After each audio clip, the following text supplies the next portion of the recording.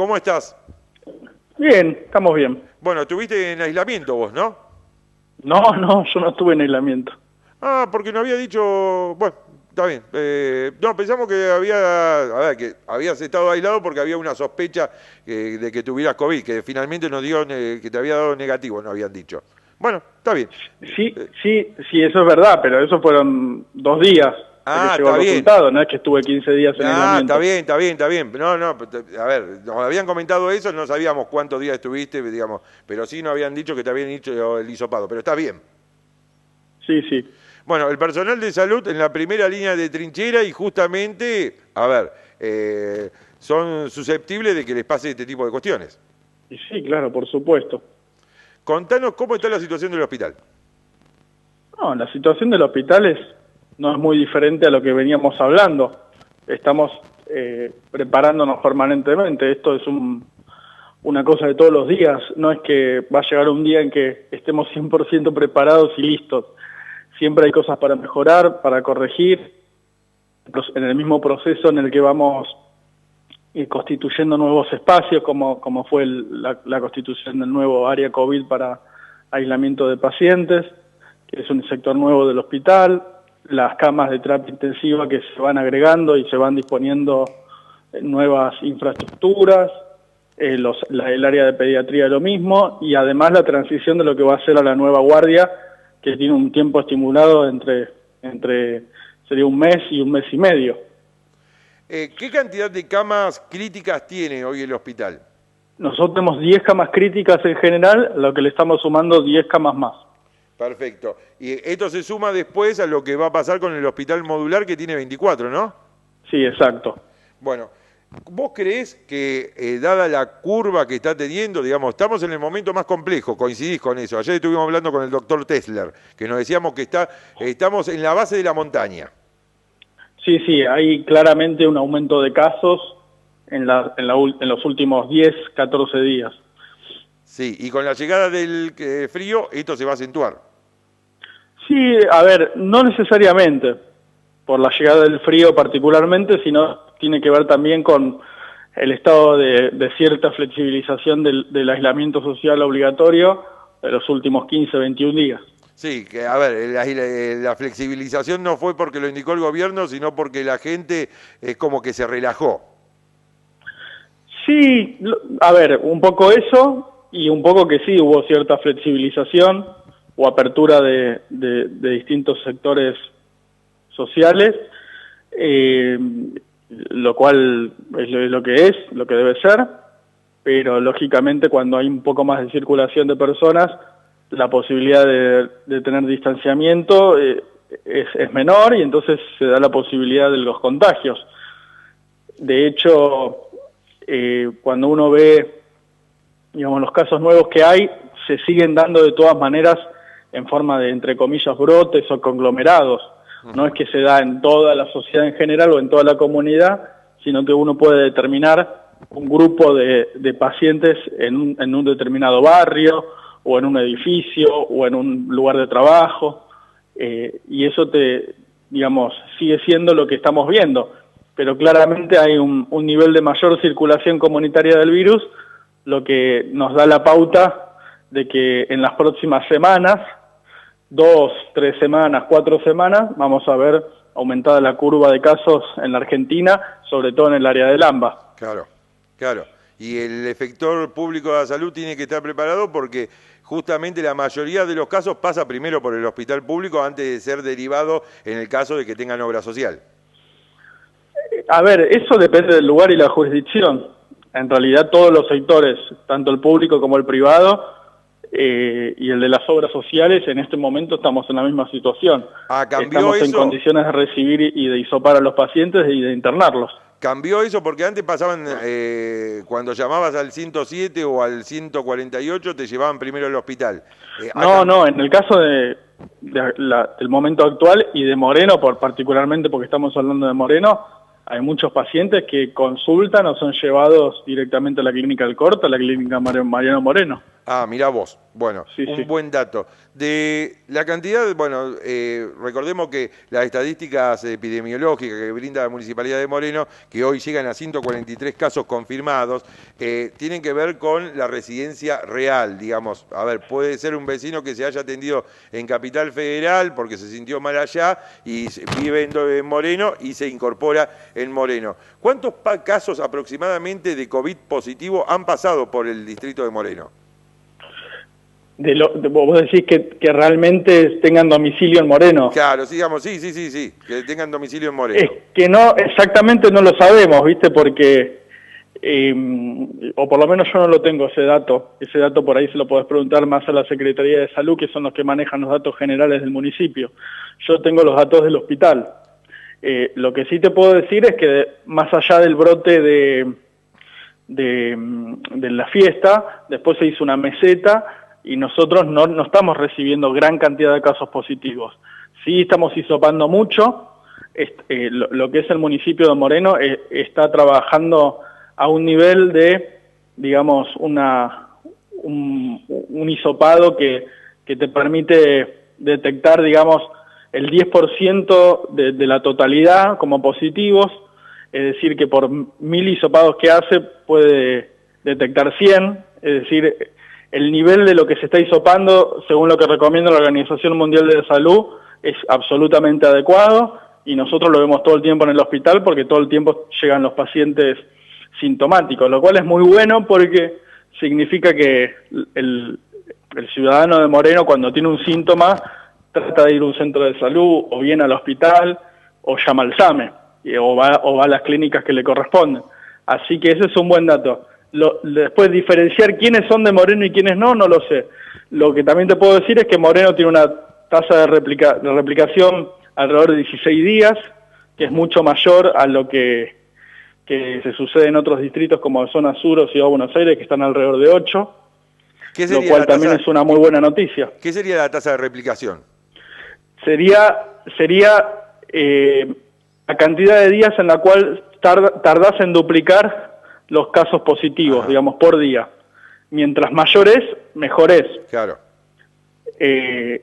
Igual de todas maneras lo que uno ve a nivel de la provincia de Buenos Aires es que en los últimos 10 días prácticamente se cuadruplicaron la cantidad de casos por día que uno va viendo. Claro. Si hace 10 días teníamos 100 casos por día, hoy tenemos 400, por ejemplificarlo, ¿no? Claro. Esta semana vimos en Telefe un buen informe que hizo el doctor López Rossetti, creo que se llama el médico, Sí. contando un poco desde adentro cómo es la batalla contra el COVID.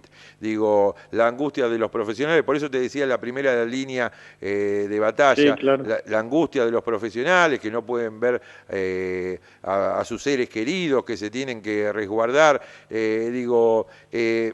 ¿Es así como se vio en la tele? Sí, claro que es así. De hecho, acá estuvo el equipo de Telefe, que el viernes, también en el horario del programa del noticiero, sale la segunda parte del informe. Ajá. Y nosotros le abrimos el hospital para que ellos pudieran hacer las entrevistas en los sectores que ellos querían, y hablaron con todos los compañeros de los distintos equipos de salud, de los distintos servicios. Y bueno, eso lo que cuentan los compañeros es hasta tal cual. Miedo solamente no tiene la gente, el ciudadano común, sino que el personal de salud también tiene situaciones de angustia, de miedo, de pánico, y que bueno, es lo que nos toca manejar hoy en día porque es el rol que cumplimos en la sociedad y estamos muy orgullosos de eso, pero también hay que decir que lo vivimos así, no es todo color de rosa.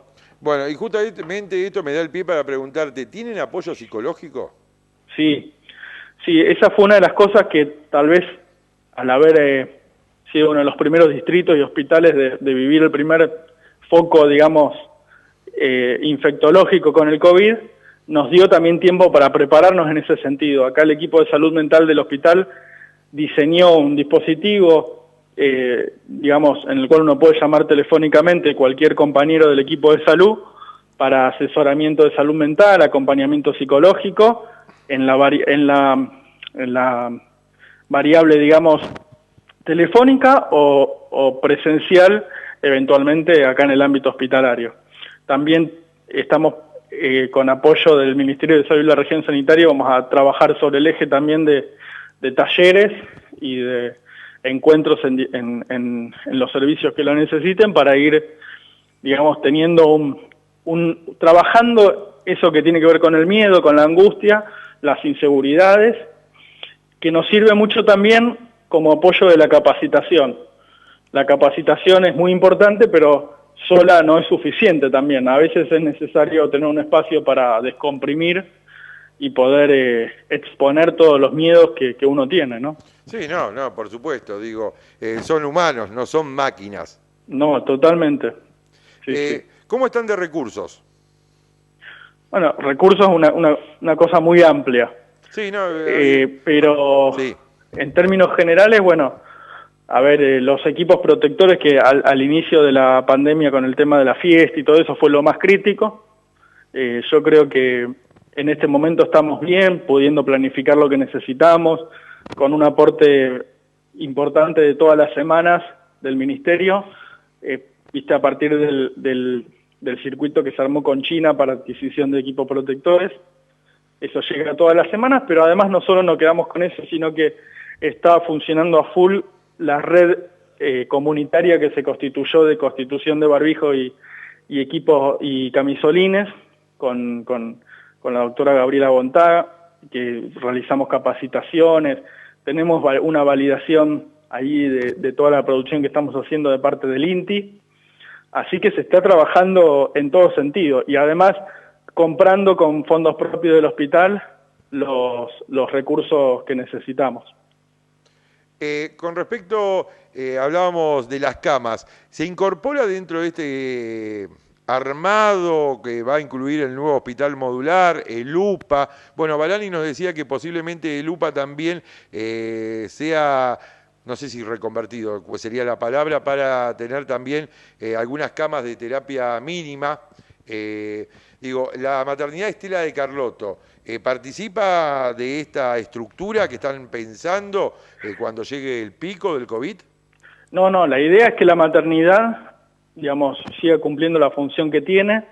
De hecho, está absorbiendo casi el doble, digamos, de cantidad de partos de lo que generalmente hacía. Y la idea es poder reservar a la maternidad Carlotto justamente como maternidad, digamos, y no como un centro sanitario para el COVID. Doctor, hubo varios casos positivos entre el personal médico y auxiliar, digamos, administrativo dentro del hospital. ¿Por qué se dieron? ¿Qué pudieron analizar ustedes como nexo? Sí, totalmente. Hubo varios casos del personal de salud. Nosotros, en cada caso que se sucedió, realizamos un informe a partir de nuestro comité de control de infecciones, realizamos las puestas en común en los distintos comités de crisis que estamos sosteniendo, en las salas de situación, que son todas las semanas, con los jefes de servicio, con los sindicatos, y ahí detectamos que muchas veces, a ver, la gran mayoría de los contagios tiene que ver con cierta relajación que tenemos, un poco natural y difícil de manejar, que tiene que ver con que el uso de espacios comunes, por ejemplo, ¿no? Claro. Para evitar el contagio del COVID no es suficiente utilizar los equipos protectores en el momento donde uno está con un paciente, sí, que puede tener COVID o no, sino que también es necesario, digamos, poder sostener, digamos, ciertas medidas que las tenemos protocolizadas, pero que a veces cuesta adquirir, ¿no? Que, por ejemplo, que en un espacio común, en una oficina donde estamos escribiendo una historia clínica o donde estamos, en el caso administrativo, haciendo algún trámite que se tiene que hacer y hay varias personas, en ningún momento bajarse el barbijo. Claro. Es decir, siempre que haya varias personas hay que sostener a rajatabla el uso del barbijo, del tapaboca, de todas las personas, y todo lo que tiene que ver con desayuno, almuerzo, digamos, todo lo que tiene que ver con sacarse el barbijo, tiene que ser en turnos. No podemos mantener, compartir un té, compartir un café.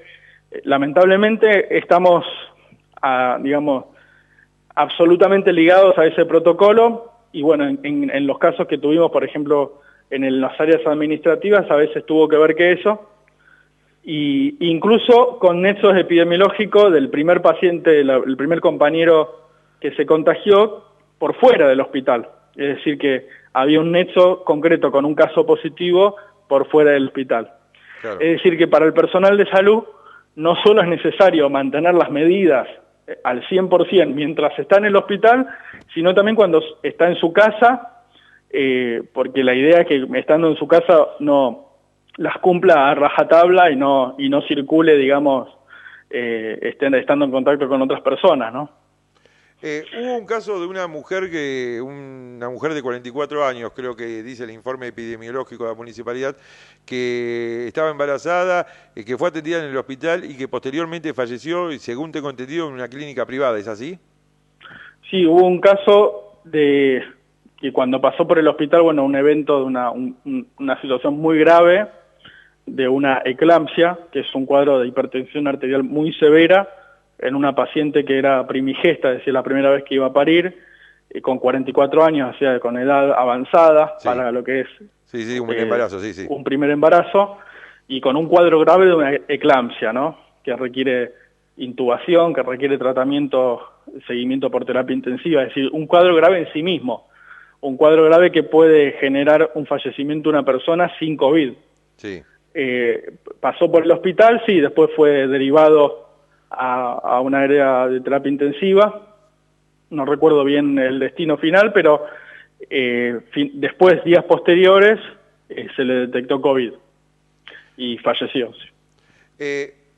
Emanuel, agradeciéndote estos minutos, ¿qué mensaje le podés dar a la comunidad y sobre todo a los adultos mayores? Porque bueno, de los 5 fallecidos confirmados hasta el momento en Moreno, Barani nos dijo que están evaluando algunos más, de los 5 fallecidos, 4 son mayores de 65 años. Mira, en este momento el mensaje más importante, a mi modo de ver, tiene dos enfoques. El primer enfoque es que no cundir al pánico, digamos, que se tiene y el miedo que se tiene, y, digamos, cuando uno siente algún síntoma, que es siempre bueno volver a repetirlos, porque además se van agregando síntomas que tienen que ver con dolor de garganta, tos, dificultad respiratoria, la pérdida del gusto de las comidas o la pérdida del olfato, que es muy importante también. Cuando se dan esos síntomas hay que consultar. No hay que subestimar aunque parezca una tontería, uno digo, bueno, puede ser un resfriado, puede ser un dolorcito de garganta, siempre me pasa. No subestimarlo y consultar, porque es muy probable que se tenga que hisopar. Uh-huh. Y es preferible hisopar de más y no de menos. Claro. Porque es muy importante en ese momento poder detectarlo, tal vez estar 48, 72 horas aislados a la espera de un resultado, y si es negativo, bueno, uno sigue su vida como la venía llevando hasta ese momento, pero evitamos la transmisión. En cambio, si uno tiene un síntoma y tiene que trabajar porque es personal esencial o porque tiene que salir por contingencias de la vida, no es lo mismo salir con un síntoma que salir sin síntomas. Así que es muy importante eso por un lado, y por el otro lado también digo esto. Estamos recibiendo casos en el hospital, y se ve en todas las jurisdicciones también, de, por ejemplo, apendicitis, problemas abdominales de vesícula biliar, ACV, problemas coronarios, de personas que tal vez ese tipo de pacientes nos llegaban antes y los podíamos agarrar a tiempo. Claro. Y estamos viendo situaciones de pacientes que por ahí, por no consultar, por tener miedo a consultar en un hospital, en una clínica, se queda en su casa, claro, aguanta los síntomas hasta que llega un momento en que no puede más. Claro. Entonces ese me parece otro mensaje muy importante. No hay que tener miedo a que si uno se siente mal, obviamente hay con criterios que son importantes, como dolor de pecho, un dolor abdominal que no se va con nada, o que se va pero después vuelve, o que se suma fiebre, ni que hablar. Hay que consultar, o llamar al SAME, o consultar en un centro de salud, o directamente venir al hospital. Acá la guardia como la tenemos, que ya sabemos que no la tenemos en las mejores condiciones, porque es una guardia que se hizo para esperar la nueva guardia que va a venir. Aún así, los pacientes los estamos recibiendo, los estamos atendiendo. Y es muy importante que la gente venga, no tiene que tener miedo de que por venir al hospital se va a contagiar de coronavirus. Además, en el caso de la guardia del hospital, los pacientes que son casos sospechosos de coronavirus, nosotros no lo tenemos en la guardia. Claro. Están en otro sector. Perfecto. Así que me parece eso muy importante. Bueno, pero estamos mejor parados que al comienzo de la pandemia en el hospital público. Sí, sin ninguna duda. Sin ninguna duda, estos 2 meses nos sirvieron para ir preparándonos, para ejercitar los protocolos, capacitarnos todos los días y bueno, prepararnos para esto que en algún momento va a llegar.